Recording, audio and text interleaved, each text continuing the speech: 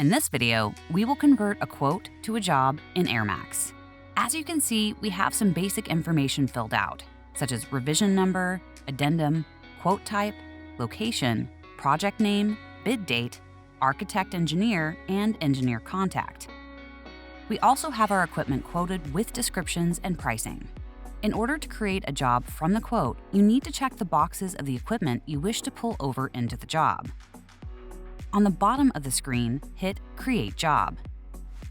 Verify your information is correct, descriptions are accurate, and pricing looks good. Then, hit the Next button.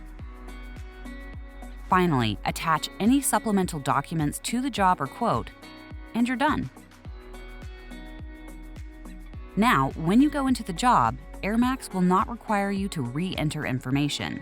The customers, engineer contact, project name, market segment, and project manager are all in the job already. If we flip over to our Job Items tab, we can see that the manufacturer description and all pricing lines are already filled in.